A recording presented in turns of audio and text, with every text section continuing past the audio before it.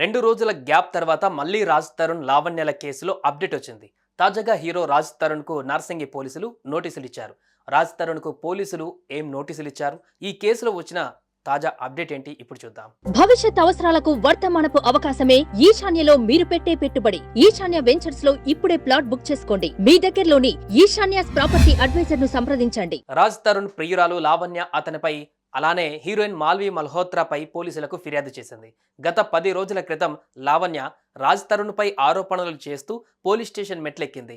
దీంతో మీడియాలో hot topic గా ఈ ఇష్యూ మారింది. అప్పటి వరకు టాలీవుడ్ లోని మోస్ట్ ఎలిజిబుల్ బ్యాచిలర్స్ లిస్ట్ లో ఉన్న రాజ్ తరుణ్ కు పెళ్లి అయ్యిందని సడన్ గా లావణ్య చెప్పడంతో అందరూ షాక్ అయ్యారు.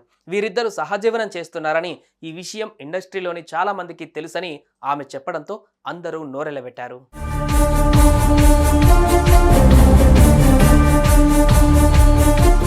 అయితే రాజ్ తరుణ్ ఈ విషయంపై క్లారిటీ ఇస్తూ తనకు పెళ్లి కాలేదని, లావణ్యతో ప్రేమలో ఉన్న విషయం వాస్తవేనని చెప్పుకొచ్చాడు.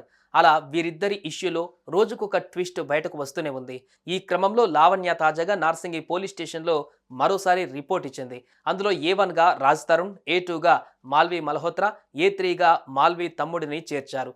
దీంతో ఈ కేసులో విచారణకు హాజరవ్వాలని పోలీసులు రాజ్ తరుణ్ కు BNSS 45 కింద రాజ్ తరుణ్ కు నోటీసులు జారీ చేశారు. ఈ నెల 18 లోపు తమ ముందు హాజరు కావాలని పేర్కొన్నారు.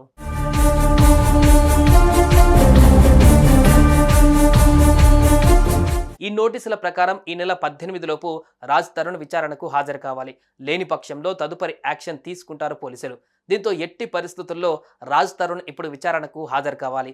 ఆ తర్వాత మాల్వి మల్హోత్రా ఆమె సోదరుడికి కూడా నోటీసులు ఇచ్చే ఛాన్స్ ఉంది. కాగా రాజ్ తరుణ్ను విచారించిన తర్వాత ఎలాంటి విషయాలు వెలుగులోకి వస్తాయో కూడా చూడాలి.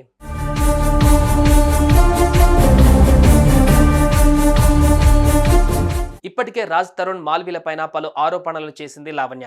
తనతో ఎంతో బాగుండే రాజ్ మాల్వి పరిచయం తర్వాత తనను దూరం పెట్టాడని, తనతో కలవడం మానేశాడని చెప్పింది.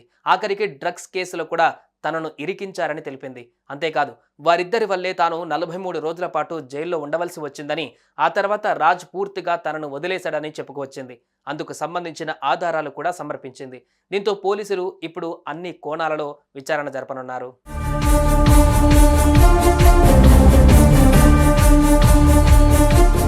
అటు లావణ్య చేసిన ఆరోపణలు, ఇటు రాజ్ తరుణ్ చెప్పిన పలు విషయాలు అన్నిటినీ పోలీసులు ఎగ్జామిన్ చేసి ఆ తర్వాత ఏం జరిగింది అనేది తెలియజేస్తారు. ప్రస్తుతానికి లావణ్య సైడ్ నుండి పోలీసులకు ఎవిడెన్స్లు వెళ్ళాయి. ఇప్పుడు విచారణకు రాజ్ తరుణ్ హాజరవుతాడా, అయితే ఏం చెబుతాడు అనేది తేలనుంది. సుమన్ టీవీలో మీ పర్సనల్ అండ్ బిజినెస్ ప్రమోషన్స్ కోసం కింది నెంబర్కి కాంటాక్ట్ చేయండి.